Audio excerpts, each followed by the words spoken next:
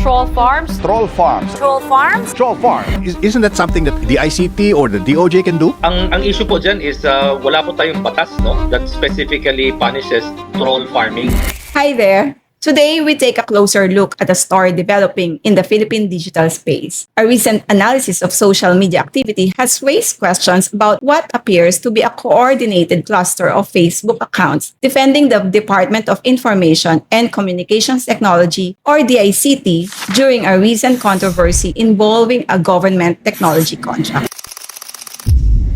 The analysis was published by TechWatch PH and examines comment activity on the Politico Facebook post that discussed allegations involving a DICT undersecretary and a cybersecurity procurement issue related to preparations for the 2026 ASEAN Summit. At first glance, the comments looked like ordinary citizens expressing support. But when researchers examined the accounts more closely, several unusual patterns emerged. Dito nagsimula ang mas malalim na pagsusuri. Ayon sa report ng TechWatch PH, maraming accounts sa nag-comment sa post ay ginawa sa halos iisang panahon lamang. Marami sa kanila ay na-create noong February 2025. Sa digital investigations, ang ganitong sabay-sabay na pag-create ng accounts ay kadalasang indikasyon ng bulk registration or coordinated network building, hindi organic na user growth. Hindi lang iyon ang napansin. Marami sa mga accounts na ito ay may napaka-konting activity history. May ilan na isa o dalawang post lamang bawat buwan. Ang content ay kadalasang generic, walang clear na personal timeline, walang natural interaction patterns na karaniwang makikita sa ordinaryong social media users. At may isa pang pattern na nakita. Marami sa mga accounts ay magkakaugnay sa isa't isa sa pamamagitan ng overlapping friend networks. Ibig sabihin, parang may cluster ng profiles na magkakakilala or magkakakonekta sa loob ng isang maliit na ecosystem.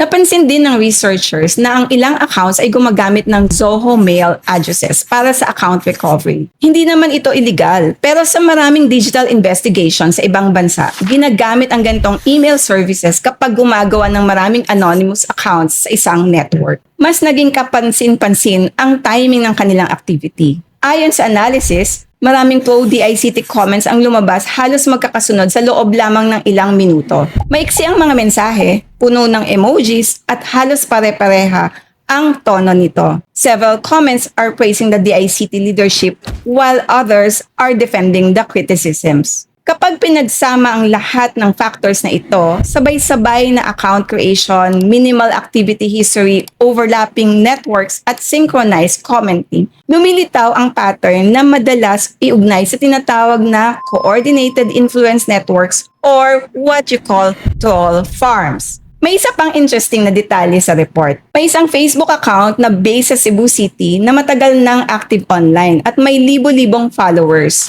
Account na ito ay paulit-ulit na nagtatag ng malalaking grupo ng users sa kanyang posts. Sa isang post, mahigit 40 accounts ang sabay-sabay na natag. Sa ibang times, halos 90 accounts naman ang tinag. Marami sa mga accounts na yon ay parehong accounts na kalaunan ay lumitaw sa comment sections na nagtanggol sa DICT. Sa digital campaigning, ang ganitong tagging behavior ay minsan ginagamit upang subukan kung aling mga accounts ang active pa bago sila gamitin sa coordinated engagement. Ngayon, mahalagang linawin ang isang punto. Walang direktang ebidensya sa analysis na ang DICT mismo ang nag-create or nag-operate ng mga accounts na ito. Hindi iyon ang sinasabi ng report. Ang pinapakita lamang ng analysis ay ang behavioral patterns na karaniwang nakikita sa coordinated online networks. But the bigger question is coming from the context of recent events for the past few months. Sa recent memory, ilang proposals mula sa DICT ang nagdulot ng malakas na reaksyon mula sa publiko at sa tech community. Isa na dito ang idea ng mandatory social media user verification. Layunin daw nito na labanan ang trolls at fake accounts. Ngunit maraming digital rights advocates ang nagbabala na maaari itong magkaroon ng epekto sa privacy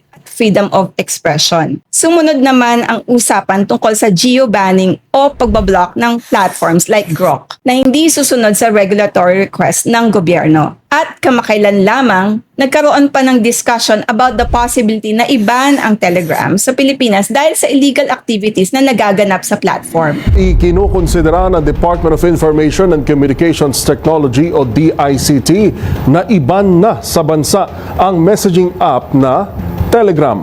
Ito'y dahil umano nagagamit ito sa iligal na sugal at sa pagkalat ng mga sensitibong video at larawan. Maraming Pilipino ang nagulat sa idea na yon dahil milyon-milyon ang gumagamit ng Telegram para sa legitimate communication, technology communities, negosyo at trabaho. Maraming nagsabi na hindi makatarungan na iban ang buong platform dahil lamang sa iilang bad actors. Sa social media, malakas ang naging criticism. Maraming tech professionals ang nagsabi na parang padalos-dalos ang mga ganitong idea. Kulang daw sa consultation sa industry, kulang sa masusing pag-aaral ng effects nito sa digital ecosystem. Kaya dito naman pumapasok ang tanong ng ilang observers. Kung ganoon kalakas ang public criticism sa mga proposals na ito, bakit may lumalabas na tila coordinated wave ng accounts na sabay-sabay nagtatanggol sa DICT? Paano nagkakaroon ng impression na parang may malawak na public support sa mga polisiya na maraming ring tech practitioners ang nagsasabing problematic? Sa panahon ngayon, social media na ang pangunahing public square ng bansa.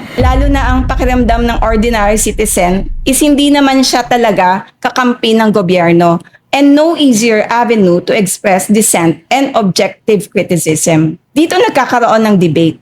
Dito nagtatanong ang publiko.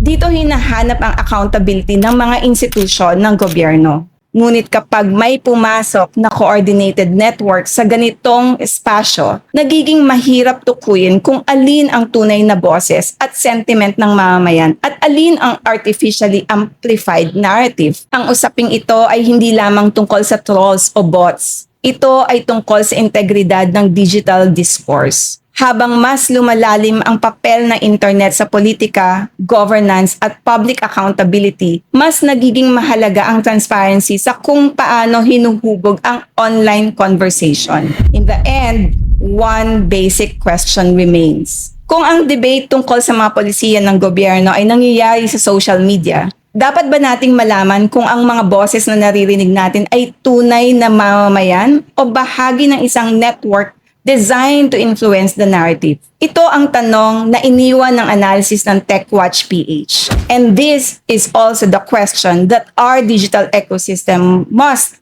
answer as we move into an even more interconnected era. This is Ann Krisha, proudly PGMN.